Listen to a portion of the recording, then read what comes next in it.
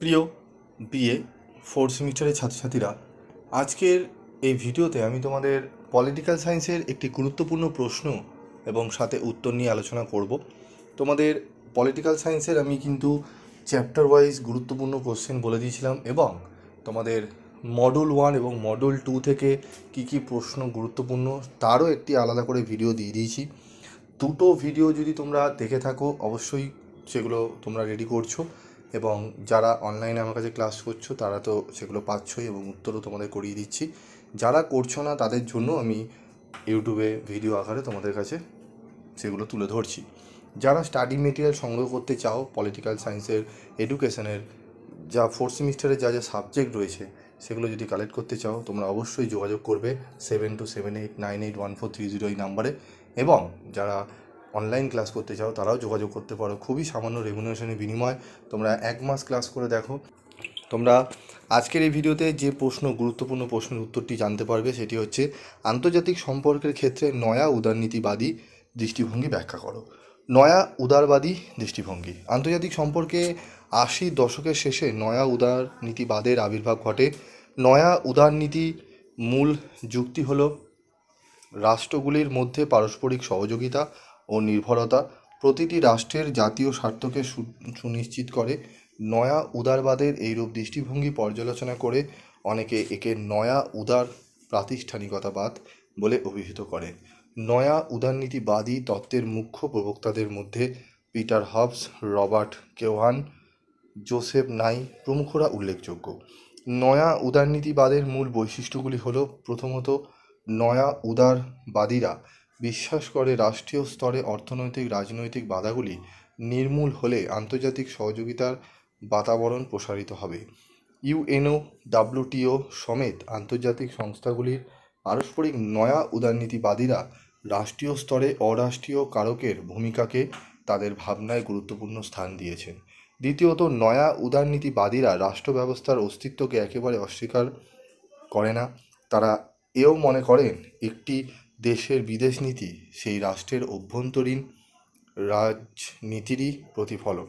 তৃতীয়ত, নয়া উদারনীতিবাদীরা জাতির আত্মনিয়ন্ত্রণের অধিকারের ওপর গুরুত্ব দেয় এবং সেই সঙ্গে তারা আত্মরাষ্ট্র সম্পর্ক প্রতিষ্ঠার ভিত্তি হিসাবে নৈতিকতার ওপর গুরুত্ব আরোপ করে। চতুর্থ, নয়া উদারনীতিবাদ মনে করে আন্তর্জাতিক সংগঠনের ক্রমবর্ধমান গুরুত্ব আগামী দিনে যৌথ নিরাপত্তা ব্যবস্থাকে আরও বেশি সুদৃঢ় করবে। পঞ্চমত, বাজার অর্থনীতি বা উদার গণতন্ত্র ছাড়াও নয়া উদারনীতিবাদের একাংশ মনে করেন যে আন্তর্জাতিক সমস্যাগুলিকে মানবাধিকার রক্ষা, পরিবেশ সংরক্ষণ প্রভৃতি মেটাতে গেলে আন্তর্জাতিক উদ্যোগ দরকার। এক্ষেত্রে জাতীয় বা রাষ্ট্রীয় উদ্যোগে যে যথেষ্ট নয় তারা স্পষ্টতই ব্যক্ত করেছেন। ষষ্ঠত, নয়া উদারনীতিবাদ মূলত নির্ভর করে 3টি সূত্রের ওপর: রাষ্ট্রের ভৌগোলিক অবস্থানের মধ্যে বসবাসকারী বিভিন্ন সামাজিক গোষ্ঠীর চরিত্রের ওপর; 2, রাষ্ট্রের নিজস্ব প্রকৃতির ওপর; এবং আনুষ্ঠানিক ব্যবস্থার স্বরূপের ওপর। সমালোচনা। নয়া উদারনীতিবাদী চিন্তাও উত্তর আধুনিকতাবাদ এবং নারীবাদের প্রবক্তাদের দ্বারাও সমালোচিত হয়েছে। সমালোচকেরা দাবি করেন নয়া উদারনীতিবাদে যে মুক্ত বাণিজ্যের কথা বলে তা এক প্রকার নয়া উপনিবেশবাদী শোষণের পথকেই উন্মুক্ত করে। এছাড়া তারা এও বলেন প্রতিটি রাষ্ট্রের মধ্যে তার নিজস্ব ক্ষমতা এবং সামর্থ্যের মধ্যে পার্থক্য রয়েই যায়। মূল্যায়ন। সমালোচিত হলেও আন্তর্জাতিক সম্পর্কের ক্ষেত্রে এই তত্ত্বকে অস্বীকার করা যায় না। নয়া উদারনীতিবাদের মূল লক্ষ্যই মানব কল্যাণ। বিশ্ব রাজনীতির পরিবর্তনশীল পরিস্থিতিতে, বিশেষ করে সোভিয়েত উত্তর দুনিয়ায়, নয়া উদারবাদ যে যথেষ্ট প্রাসঙ্গিক হয়ে উঠেছে সে ব্যাপারে কোনো সংশয় নেই। তো উত্তরটি তোমরা দেখতে পারলে 10 নম্বরের হিসাবে তোমাদের কিন্তু এই উত্তরটি প্রশ্নটি দিলে তোমরা এই উত্তরটি লিখতে পারবে।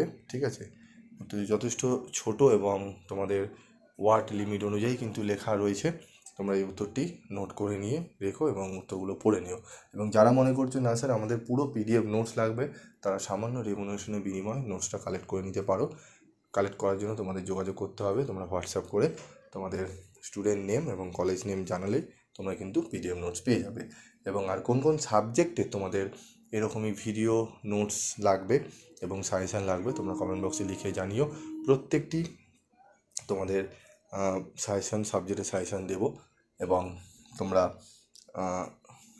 তোমাদের থার্ড সেমিস্টারের যারা এখন ফোর্থ সেমিস্টারে পড়ছো থার্ড সেমিস্টারের রেজাল্ট কবে বেরোবে সেই সংক্রান্ত বিষয় নিয়ে আলোচনা করব একটি আলাদা ভিডিওতে। আজকের মতো এটুকুই, দেখা হচ্ছে পরবর্তী ভিডিওতে। সকলে ভালো থেকো, সুস্থ থেকো।